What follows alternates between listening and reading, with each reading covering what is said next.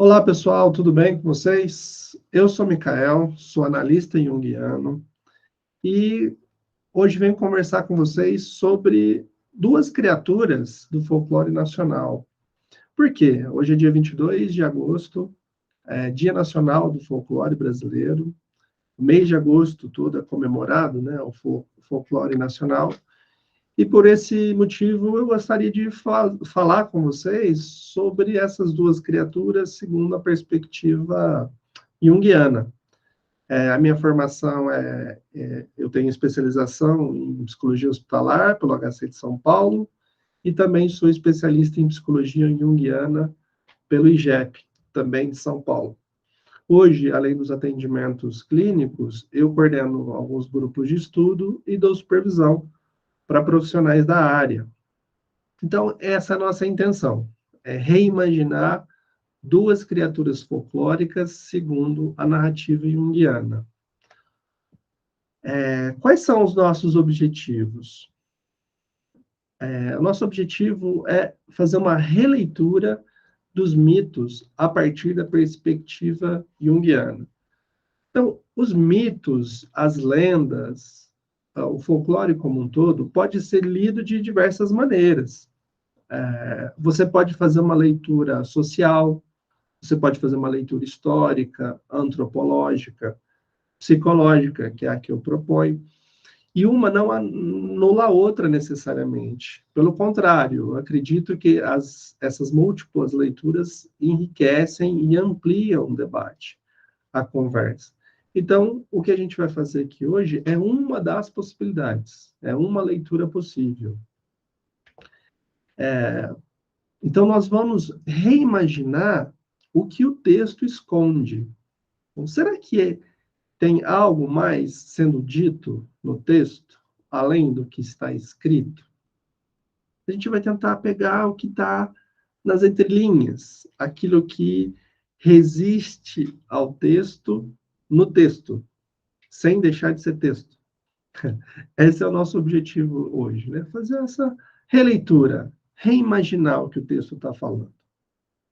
E, para tanto, nós vamos usar como base o texto do Luiz da Câmara Cascudo, que são estes dois livros aqui, o Dicionário do Folclore Brasileiro e a Geografia dos Mitos Brasileiros.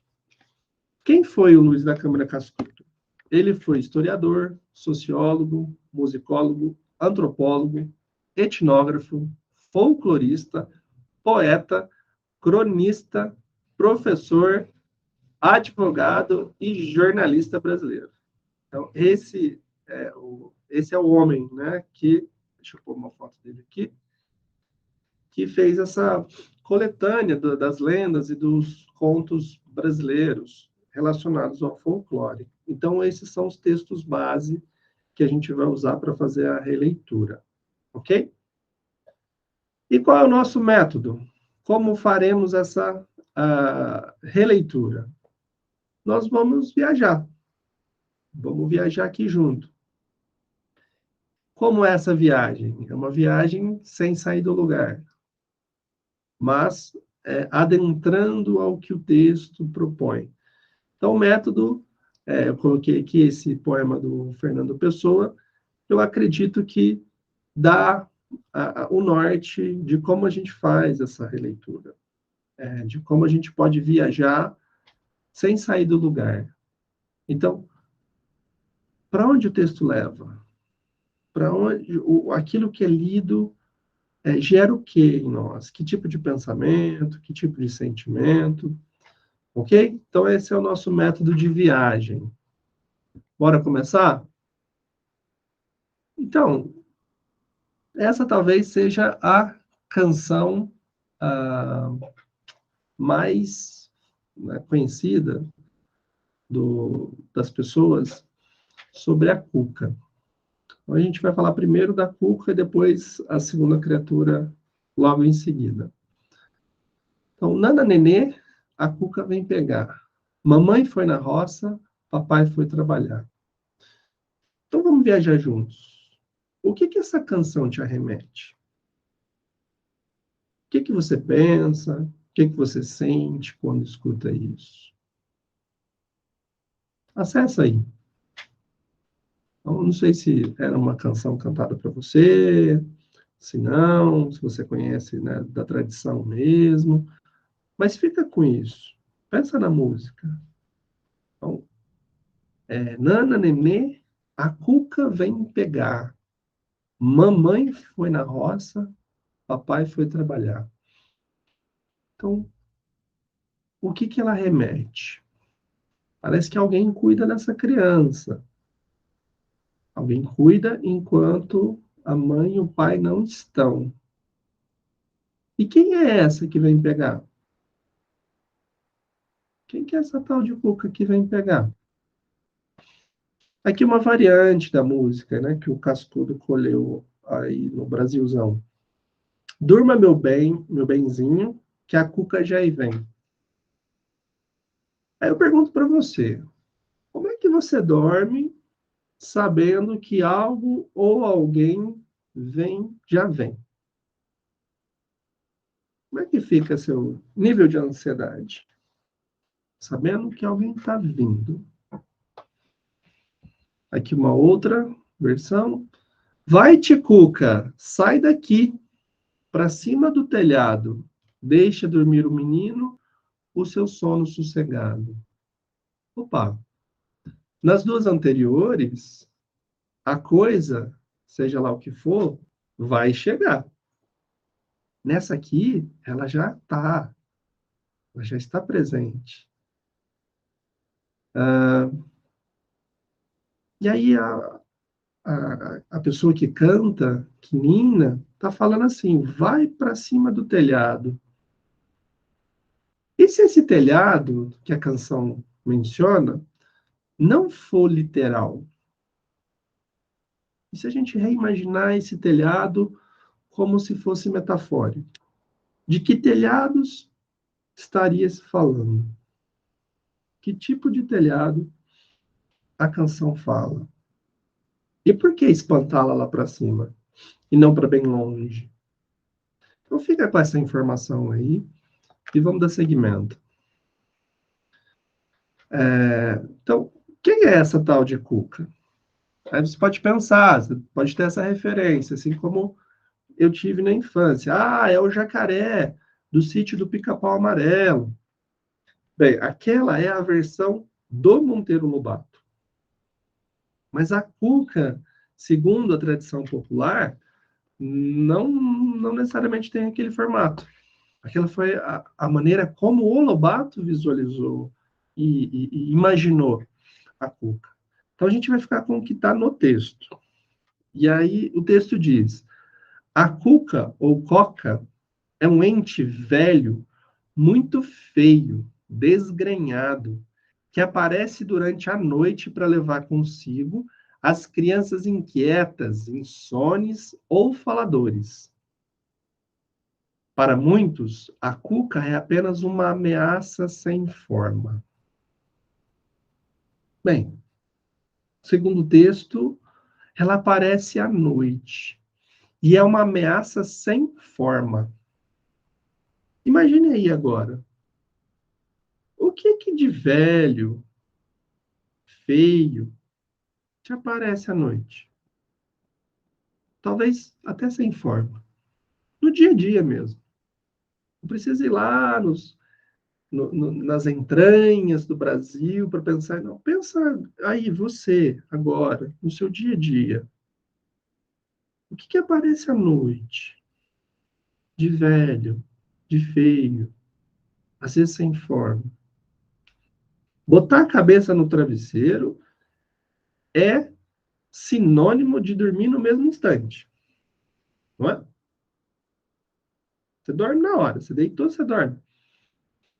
A hora que você deita a cabeça no travesseiro, algumas coisas começam a subir no telhado aí. Hum?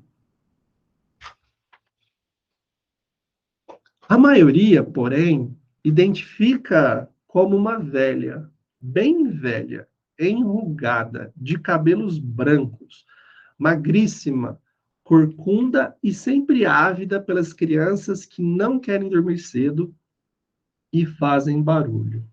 É um fantasma noturno.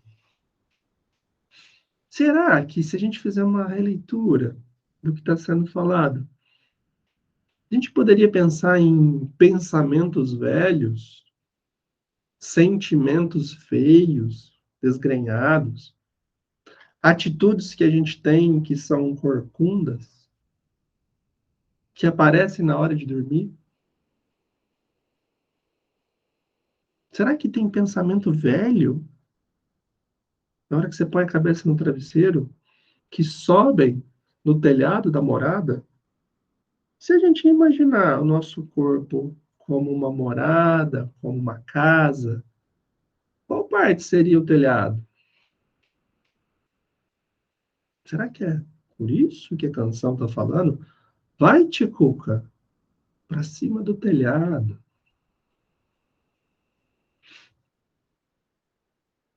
Você já viu um fantasma que não seja noturno, que aparece na luz do meio-dia, na claridade? Os fantasmas aparecem quando está escuro.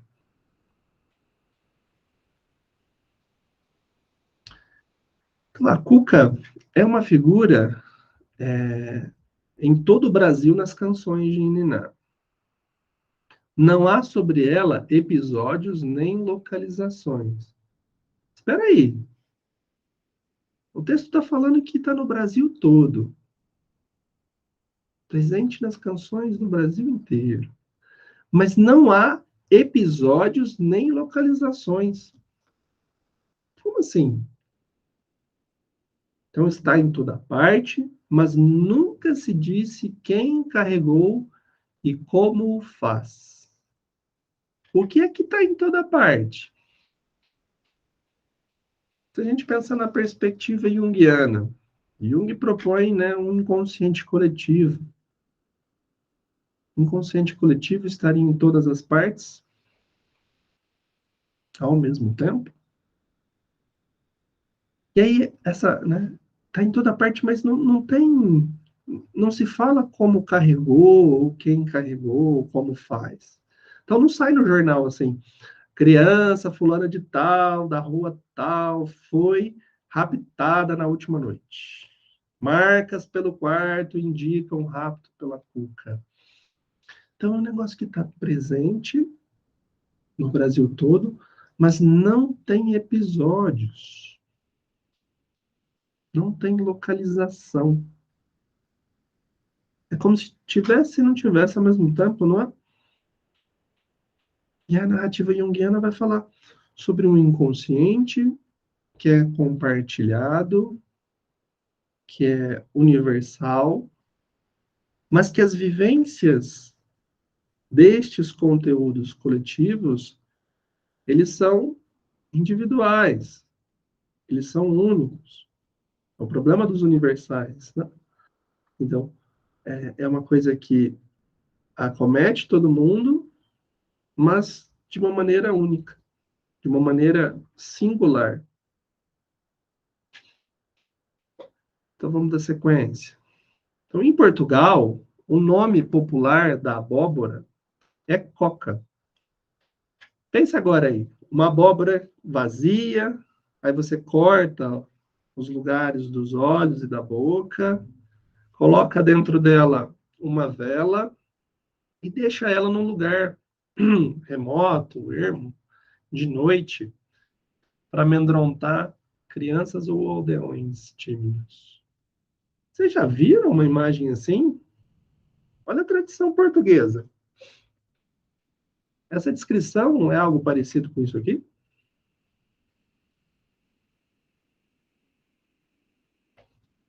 Coca é o mesmo coco das tradições ibéricas. Coca ainda queria dizer cabeça, associação de ideia de onde tenha provindo a abóbora. O coco, aí a fruta, né? O coco, tem forma e sinais de uma caveira.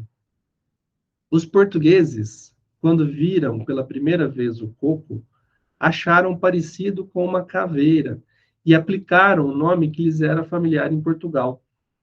Não esqueçamos que coca, que é o mesmo coco, significa cabeça, e também pela forma abóbora. Olha só, a criança bateu o coco. Já ouviram isso? Ela caiu e rachou o coco. Essa pessoa tem uma cuca fresca, ou é lelé da cuca. Percebem? O telhado, né? O que pode aparecer aí à noite como velho, como desgrenhado, assustador, que rapta criancinhas. E se as criancinhas não fossem literais? Se a gente reimaginar as criancinhas como metafóricas? Você pode ter um pensamento criança? Ou seja, o que seria isso?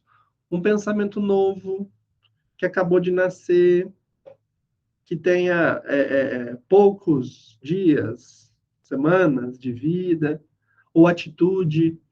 Você pensa assim, nossa, eu quero mudar. Então eu vou ter uma nova atitude.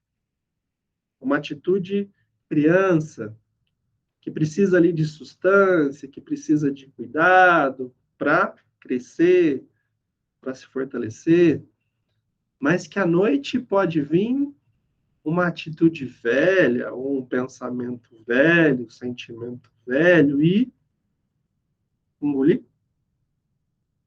Isso nunca aconteceu. Nunca quis ter uma atitude nova, mas aí vem a atitude velha aí, rapta, come, destrói.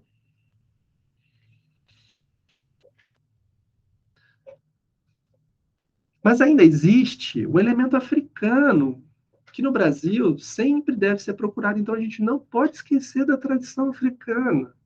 A grande contribuição africana para os nossos mitos. No idioma Mbunda, eu não sei se essa é a pronúncia certa, se estiver errado, peço desculpas. Cuco ou cuca é o nome genérico para avô e avó.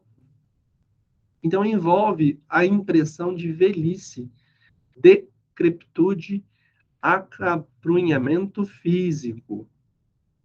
Desta maneira, só se poderá dizer que coca e cuca são mitos de convergência verbal.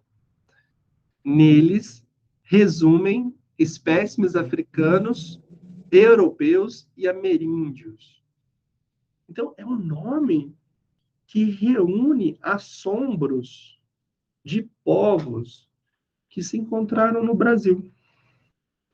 Então, como eu dizia, a narrativa junguiana propõe um inconsciente coletivo, ou seja, nesse inconsciente há conteúdos arquetípicos, conteúdos universais, que estão presentes para todas as pessoas, independentemente do tempo e do espaço, mas que são materializados de maneira particular. Então, ser visitado por pensamentos velhos, sentimentos decrépitos, medos noturnos, é uma é comum entre indígenas, africanos, europeus, ou seja, é universal. Então, indígena, quando vai deitar a cabeça para dormir, o africano, o europeu, eles são assombrados pela mesma criatura. O conteúdo do assombro vai ser regional, vai ser sócio-histórico, cultural. Como a coisa vai se manifestar, mas a essência do medo é a mesma. Então, aquela ameaça sem forma do início do texto vai ganhando forma de velho, de decrépito. Então, no idioma africano, essa é uma palavra que remete a avô. a avó, o velho, velhice, decrepitude. Então, a cultura popular vai dando nome e forma para aquilo que não tem forma. O que a gente faz muitas vezes em terapia, em análise, é dar nome para as coisas que às vezes a gente sente, nem sabe que sente. E quando a gente não tem nome para as coisas, elas assustam. E de onde vem? De onde vem esse negócio que me assusta? Então vamos nomear, vamos dar forma, vamos identificar, não é? Para quem conhece a história do Harry Potter, então um grande vilão não podia ser nomeado, porque se ele fosse nomeado, ele aparecia, né? Ele era invocado. Então, muitas vezes a gente tem essa vivência de, nossa, não vamos falar, porque senão aparece, atrai, né? Bate na madeira. Então, é um lugar de convergência verbal. É um nome, é um conceito que unifica os assombros de povos que antes não tinham se encontrado e se encontraram aqui, nesse formato. Um segmento. Então, para uma só entidade, vêm as materializações de três assombros seculares, com vestígios dos idiomas angolês e tupi. Okay? E aí, então, chegamos na nossa segunda criatura, que a gente vai reimaginar. E essa aqui, quem será? A pisadeira. Ela é uma criatura folclórica não tão conhecida como a cuca. Então, quem é ela? Quando você lê pisadeira, o que te vem? O que esse nome te remete? Pisadeira. Então, se você deitou na sua cama, colocou a cabeça no travesseiro, e aí vem os pensamentos velhos. Ah, meu Deus, amanhã tenho que fazer isso, tenho que fazer aquilo. Ah, aquela preocupação, aquele relatório, aquele trabalho, que vai tirando o sono. Se você consegue passar por essa criatura que sobe no telhado, vem essa aqui, logo em seguida. A pisadeira. Pode vir te visitar. O pesadelo, a nocturna opressio humana, sempre foi explicado pela intervenção maléfica de um incubo, demônio ou espírito perverso. Para quase todos os povos da Terra, o pesadelo era devido a um gigante ou um anão, uma mulher ou um homem horrendo que, aproveitando o sono, sentava-se sobre o estômago do dormente e oprimia-lhe o tórax, dificultando a respiração. Em português e espanhol, deriva de peso, pesado. Então, a pesadeira é aquilo que pesa, que pisa, que é pesado, pesadelo. E olha o formato dela. Uma mulher, um homem horrendo. Olha como as criaturas vão conversando entre si. Não é? Então não é despautério crer o indígena brasileiro que o pesadelo era uma velha. Olha a velha aí de novo. Que o visitava com o seu cortejo de agonias indizíveis. Olha aí ela de novo. Como as imagens vão se repetindo, vão se sobrepondo, justapondo, né? Então, os sonhos são, para a narrativa junguiana, uma maneira de compensação da atitude consciente. Então, agonias indizíveis, ela vai trazendo esse cortejo de agonias que não são faladas. Então, aquilo que não é dito ou que não é bem dito acaba virando maldito. Maldição. Maldição é aquilo que não foi bem dito, falado, guardado. Então, a atitude ao longo do dia vai se guardando coisas, vai se reprimindo pensamentos, sentimentos, atitudes, vai engolindo, né? Não vai falando.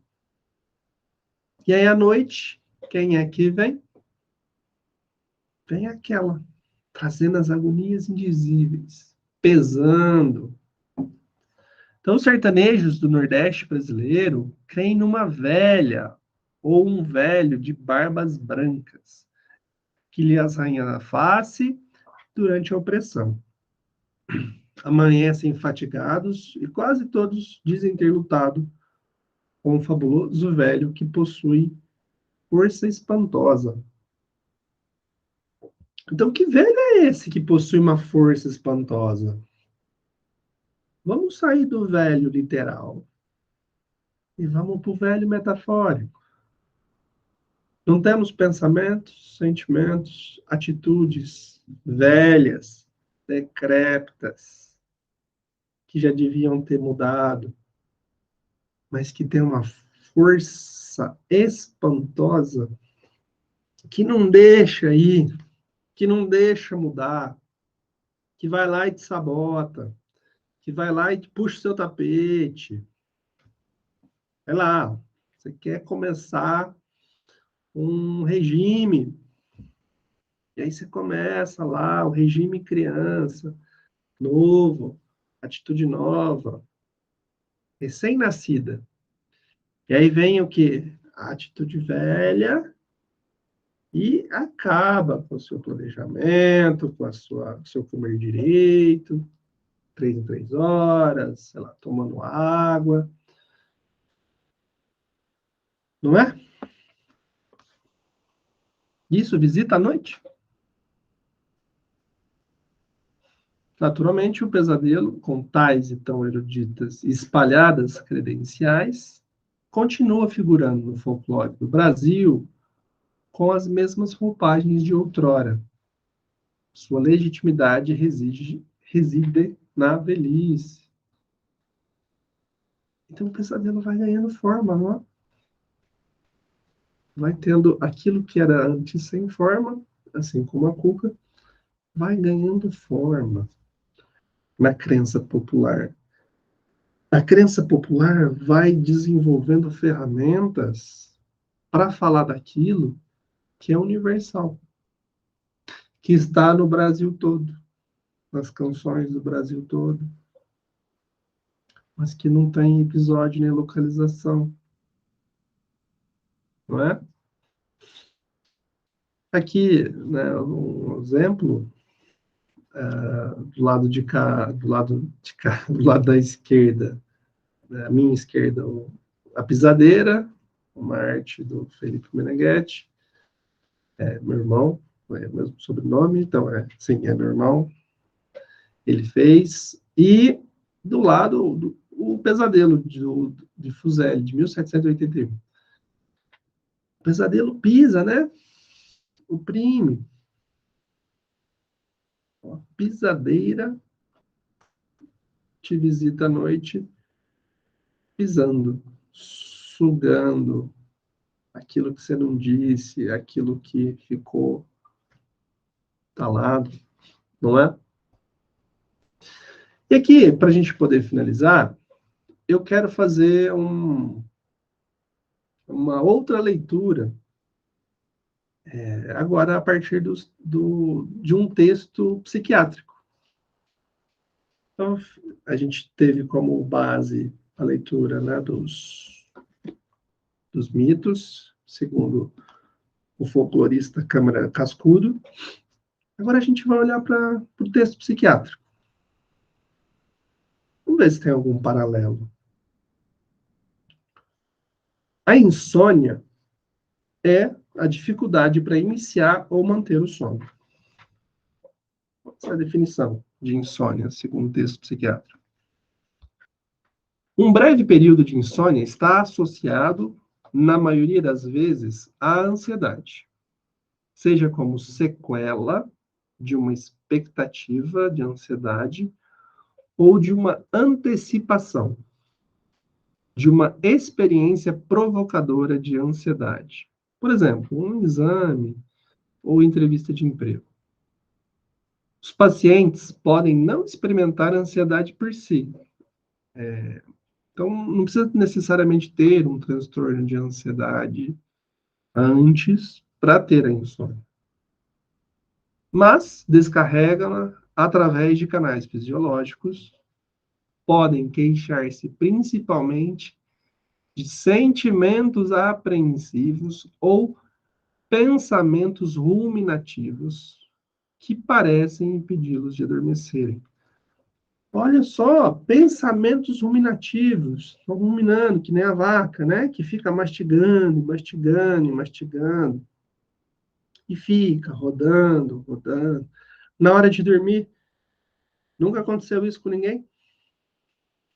Nunca aconteceu com você de botar a cabeça no travesseiro e ficar rodando, rodando. Pensamentos ruminativos, sentimentos apreensivos, velhos, desganhados. Uma antecipação do dia de amanhã, uma tentativa de controlar, e aí a coisa vai ganhando um tom catastrófico. Então, assim, será que o texto psiquiátrico está falando de uma coisa diferente do que a crença popular, através do senso comum, da tradição, foi desenvolvendo ao longo dos séculos? Ou eles estão falando da mesma coisa com uma linguagem diferente? Deixo essa reflexão com vocês. Aqui as referências do nosso trabalho de hoje.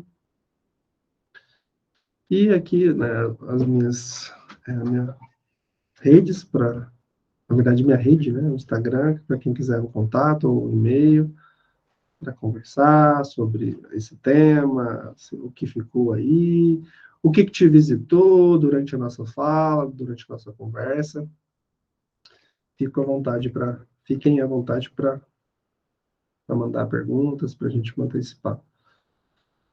Ok? Então, em homenagem ao nosso folclore, essa pequena releitura dos mitos a partir da narrativa junguiana. Espero que tenham gostado e até uma próxima. Tchau, tchau.